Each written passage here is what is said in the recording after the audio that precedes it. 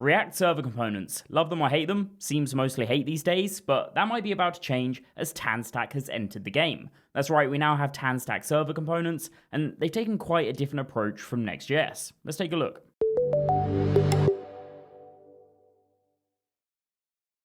Now, I'll start with a paragraph from their announcement post that I think will put a lot of people at ease. It says, most people now think of React Server Components in a server-first way. The server owns the tree, use client marks the interactive parts, and the framework conventions decide how the whole thing fits together.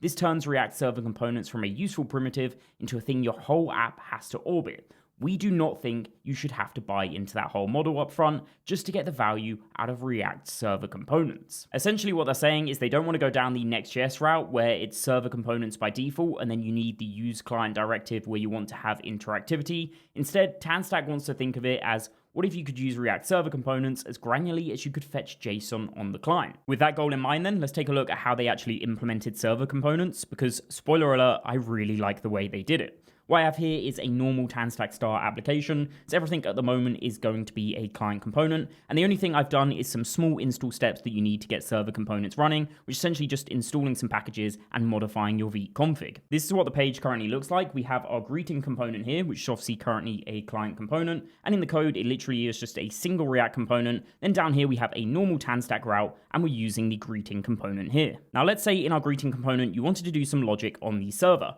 In my case, I want to get the operating system hostname, then also some environment variables that are only available to the server, just to show you that this is actually running there. At the moment, if I try and use os.hostname, it's not going to work since this is a node function and it's not available in the browser. What we need to do then is take our greeting component and render this on the server. And the first step to doing that in TanStack Start is with a simple server function. As you can see, I've got one here called getGreeting, and all we're doing inside of here is using the new renderServerComponent function, putting our component inside of it, and returning the renderable server component that we get back. You can think of this as simple as we're creating a GET request for our component. Next then, all we need to do is simply fetch the component from the server function that we created, and we can do that inside of the loader on our route here, so we're just awaiting getGreeting, and then returning that as well, and it's still a renderable server component. Then we can use that inside of our route here by using useLoaderData, and we just use the component down here like this. With that, we now have our first TanStack Server component. You can see os.hostname is now working, and it's also pulling in environment variables that are only available on the server.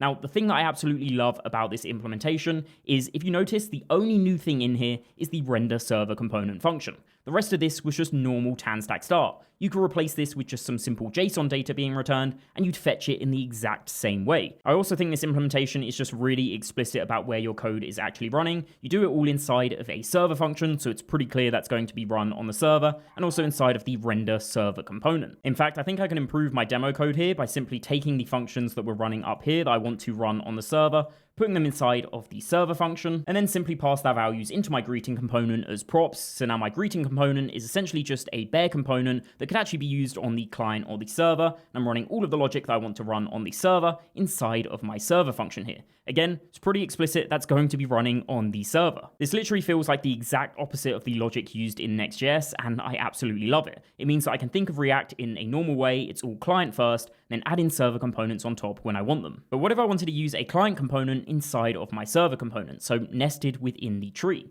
Say I wanted to add on a counter button here that each time we click it just adds to the counter. Well, if I simply try and add this into my server component here with an onClick and then also a useState call, you can see it completely breaks. It says useState is not a function or its return value is not iterable. And that's because greeting is being used as a server component. We can't use this client functionality. To fix this, you have two options, and the second option is definitely the best one to use, but the first option is going to feel familiar to those of you that have used Next.js. We can simply move that logic into its own component and then use the use client directive. This works in TanStack Start Server Components. We can simply just use the component inside of the server component now, and as you can see, it is all working nicely. The downside of this approach though is that we now have a server component controlling the rendering of a client component, and this can start to get a little bit messy. AKA, if I wanted to find out where my counter component was in the tree, I would go to my route here and see that we have a greeting server component, then go back up to the greeting server component, and inside of the server component, see that we have a client component. And this mess can really start to add up and just make that boundary of server and client become a little bit unclear. TanStack wouldn't settle for that though. They asked themselves what if the server did not need to decide every client-shaped part of the UI at all. And this led them to create something entirely new, Composite Components.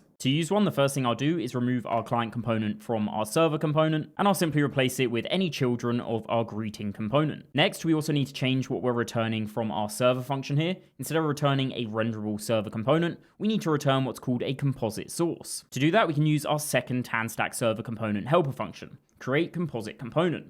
In here, we're essentially just building out a component where props here are considered the slots. I'm just using a very simple children slot, so it's going to pass through anything that we put as a child of my composite component into this props.children, which I'm passing through to the greeting component that we just had. With that, again, what we need to do is simply fetch our composite component from our server function, and we do that in the exact same way in the loader here. And you see I'm just renaming source to greeting, then I'm loading it with the use loader data. The only difference here, though, is we can't use this as a component. You see it's throwing an error here. To actually render a composite component, we need to use the composite component helper component that we get from TanStack Server Components, and as the source prop, we pass through the composite component that we fetch from our server function that we created earlier. With that, my server component is now rendering in like we had before, and I'm also passing through the counter as children of this composite component, and that is getting passed to the greeting where we had it set up here, so it's passing it through into the props.children, so everything is now working nicely. I can also go into my counter component and remove the directive that we had here, since that is no longer needed, since it knows this is going to be a client component as it's inside of a composite component. This is being used as a slot. Now, it might seem like we got the exact same result there, but with more work than just using the use client directive, but the power is really coming from the developer experience, and it's a bit of a switch from the use client model. Instead of having our server decide where our client components render in, like when we had the counter component inside of the server component itself, instead what we're doing with composite components is saying, hey, there's going to be a slot here, we're going to render in a client component, but the server component itself has no idea what that's going to be. We add that in later in our client code, so we handle all client-based components within client code itself. That's only the beginning too. If we take a look at a more complex page like this post one, where this post is being server rendered, there are two issues that I want to solve. The first one is that I want to add in some actions like liking the post and following the author, but I want to add them in above the title here, and I want to use a client component. At the moment, I'm simply using this children slot pattern, and that means if I added in my post actions down here, it would just go where the comments are, since this is how we have the component set up. So I want some way to tell my server component where to put specific client components. Then we have a second issue of if I do have a follow author button. At the moment, this post page actually has no idea who the post author is. We actually offloaded all of that logic into the server component itself. If I wanted to get the author in a client component down here, I would actually have to fetch the JSON for the post and get the author that way. And that's not really a great pattern. We'd be double fetching the data. Lucky for us then, TanStack actually has two other slot types that we can use on a composite component besides this children one, and the first one is going to be render props. This is essentially just any prop that is a function that returns a React element. So this can be called anything, it doesn't have to be called render actions, and here I'm just saying what data I want the server component to pass through, and that is going to be the post ID and author ID. Now all we need to do in our composite component is simply use this function that we're passing through as a prop, wherever we want the component that's eventually going to be rendered to be. In my case, I want that to be underneath the card header, so I can call it with props.renderActions. We can use an optional, so if it's not passed through, it doesn't break, it just won't render in. And then we can also pass through the information that we want from the server component to our client component. After this, our composite component is going to accept the renderActions prop that we just created, and for the value, we simply pass through a function which has a post ID and author ID as the argument, which the server is going to fill in. Then we simply render in our post actions client component, and we can pass that data through as the props. So now I have a button up here where I can like and copy the link to the post, and also click on follow author here, where it's aware of the author name, despite the fact that I've actually never fetched it on this page. I only fetch it in the server component, and the server component is passing that data into the client component for me. Now you might think this breaks the logic that we had before, where we said we don't want any server components to be in charge of rendering client ones, but it doesn't, and that's because slots are actually opaque. The server component up here has no idea what's inside of this. It just knows that something goes here and that needs to pass through these values, which in this case is the post ID and author ID. This function doesn't run on the server. Instead, the server simply sees that it needs to pass data through, and then down in our client, this is when the function is actually run and the component is rendered in. The exact same thing also applies to our third slot type, which is component props. This one is actually a little more simple than the render props. All we're doing is instead of having a function which then returns our client component, we're just passing through the client component as a prop itself.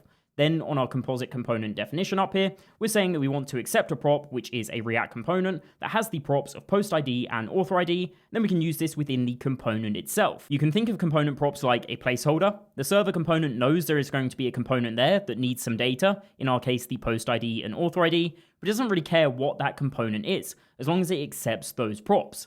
So if I changed my post actions component down here to another one that I've made called fake post actions, and then we save that, you can see that this is still going to render in because it's the client that's responsible for rendering this component. It's only the server that provides the data. Looking at the documentation, it doesn't seem like there's any real difference in which approach you take, whether you go with component props or render props. It might just come down to preference. The only difference that I can see is that maybe you want to modify the data that you get from the server. So in this case, we can do whatever we want with post ID and author ID, since it's just a function, and then we can pass that on to our component. Whereas if you're using component props, you just pass through the component itself, and the server handles passing through the props. Now that's the basics of TanStack Server Components, but there's still so much more to like. For example, if you wanted most of your page to be server rendered, maybe you have a header component, content component, and a footer one, and you want them all server rendered, you don't have to bundle them all into one render server component function. You can actually use promise.all, split them out into 3 different functions, and then simply return them as an object from a single server function. But what if one of those components takes long to load? That would mean the entire server function would, and therefore the entire page would. Well, don't worry there either. What we can actually do is, instead of awaiting the render server component function, we can actually return the promise that it creates, and then on the client, we can take advantage of the use hook and suspense boundaries to load in skeletons, so server components will just load in when they're ready. I just really like the approach that TanStack has taken here. It doesn't feel intrusive, I'm not forced to adopt it, and I can adopt it without any weird workarounds. Plus, when I do actually go to use it, the server components themselves are actually only 3 new functions. The rest of it is just simple TanStack Start server functions, something that I was already using, and it's as simple as fetching data. This also means that it integrates nicely with tools like TanStack Query, something that I will definitely be doing, and it also makes things like caching simpler. If you wanted to, you could literally just cache the response of the GET request on your CDN. I'm definitely going to be exploring these more, so let me know in the comments below what you think of them, and if you'd like to see more videos on them. While you're there, subscribe, and as always, see you in the next one.